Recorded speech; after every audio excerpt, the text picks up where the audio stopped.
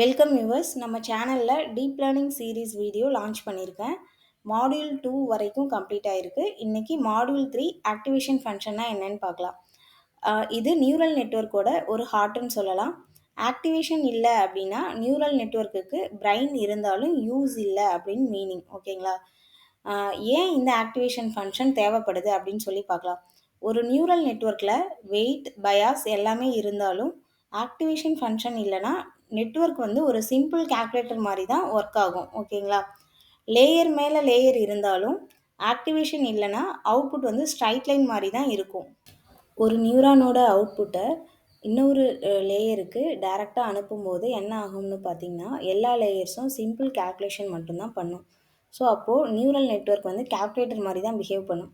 Activation function வந்தால் தான் decision எடுக்க முடியும். Like yes or no type, high or low, இல்லைனா இம்பார்ட்டண்ட் ஆர் நாட். ஸோ இந்த மாதிரி டெசிஷன் எடுக்கணும்னா ஆக்டிவேஷன் ஃபங்க்ஷன் ரொம்ப முக்கியம். ஸோ ஆக்டிவேஷன் ஃபங்க்ஷன் நியூரல் நெட்வொர்க்குக்கு ஒரு திங்கிங் பவரை கொடுக்கும். Next topic linear versus nonlinear learning.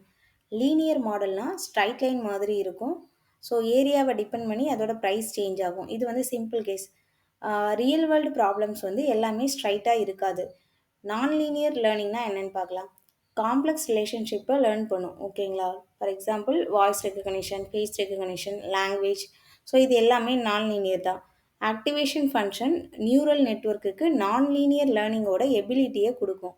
சிம்பிளாக சொல்லணும்னா ஆக்டிவேஷன் ஃபங்க்ஷன் இல்லைன்னா டீப் நெட்வொர்க் இருந்தாலுமே வேஸ்ட்டு தான். நெக்ஸ்ட் டாபிக் வந்து types of activation functions. First வந்து சிக்மாய்டு அப்படின்னா என்னென்னு பார்க்கலாம். இதோட அவுட்புட் வந்து எப்போவுமே 0லேருந்து 1க்குள்ளே தான் இருக்கும். ஓகேங்களா? இதோட யூஸ் கேஸ் பார்த்திங்கன்னா எஸ்ஆர்னோ டைப் ப்ராப்ளம்ஸ்க்கு இதை யூஸ் பண்ணுவோம். ஃபார் எக்ஸாம்பிள் இமெயில் வந்து ஸ்பேமா இல்லையா அப்படின்னு சொல்லி டிடெக்ட் பண்ணுறதுக்கு சிக்மாய்டை யூஸ் பண்ணுவோம். ஓகேங்களா?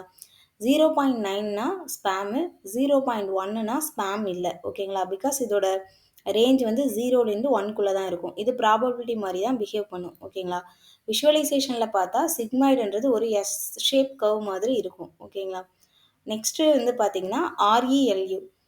இதோட ரூல் பார்த்திங்கன்னா இன்புட் நெகட்டிவாக இருந்துச்சுன்னா அவுட்புட் வந்து 0வாக இருக்கும்.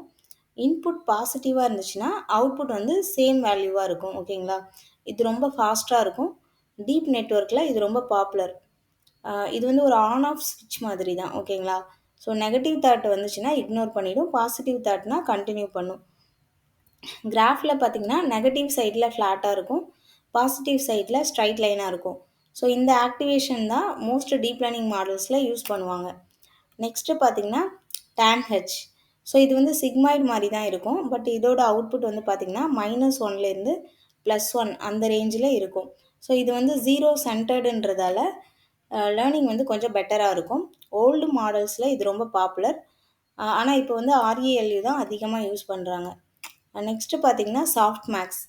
இது வந்து லாஸ்ட் லேயராக யூஸ் பண்ணுவாங்க.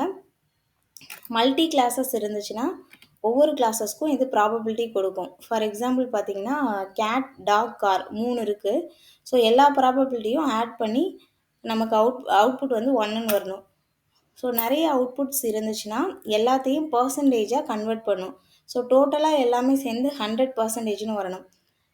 எக்ஸாம்பிள் பார்த்திங்கன்னா கேட் 60%, டாக் 30%, ஹார்ஸ் 10%. ஸோ இப்போ எல்லாத்தையும் சேர்த்திங்கன்னா 100% வருதுல்ல. ஸோ மல்டி கிளாஸ் கிளாஸிஃபிகேஷனுக்கு சாஃப்ட் மேக்ஸ் தான் பெஸ்ட்டு. நெக்ஸ்ட் டாபிக் வந்து ஆக்டிவேஷன் ஃபங்க்ஷன் எப்போ யூஸ் பண்ணணும் அப்படின்றது. ஹிட்டன் லேயர்ஸாக இருந்துச்சுன்னா ஆர்இஎல்யூ யூஸ் பண்ணுவோம். அவுட்புட் லேயர்னால் sigmoid, softmax and tan-h இது 3 யூஸ் பண்ணுவோம். சிக்மாய்டு வந்து பைனரி கிளாஸிஃபிகேஷன் அவுட்புட்.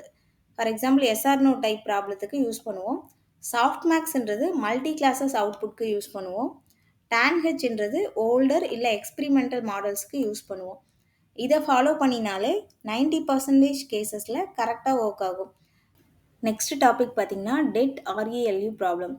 ஆர்இஎல்யூக்கு ஒரு ப்ராப்ளம் இருக்குது. அது வந்து டெட் ஆர்இஎல்யூன்னு சொல்கிறோம். இன்புட் வந்து எப்போவுமே நெகட்டிவாக இருந்துச்சுன்னா அவுட்புட் வந்து உங்களுக்கு 0வாக தான் இருக்கும். அப்போது நியூரான் என்ன பண்ணுன்னா லேர்ன் பண்ணுறதை ஸ்டாப் பண்ணிடும். ஸோ இதை தான் வந்து டெட் ஆர்இஎல்யூன்னு சொல்கிறோம். இதை அவாய்ட் பண்ணுறதுக்கு ப்ராப்பர் வெயிட் இனிஷியலைசேஷன் தேவை, ஸ்மால் லேர்னிங் ரேட், அப்புறம் லீக்கி ஆர்இஎல்யூ மாதிரி வேரியன்ட்ஸ் வந்து யூஸ் பண்ணுவாங்க. ஓகேங்களா? நெக்ஸ்ட் டாபிக் வந்து ரியல் லைஃப் எக்ஸாம்பிள்ஸ். RELU வந்து ஆன் ஆஃப் ஸ்விட்ச் மாதிரி ஒர்க் ஆகும். நெகட்டிவ் இன்புட்னா ஆஃபு, பாசிட்டிவ் இன்புட்னா ஆன். சிக்மாய்டு வந்து ப்ராபபிலிட்டி அவுட்புட்டு.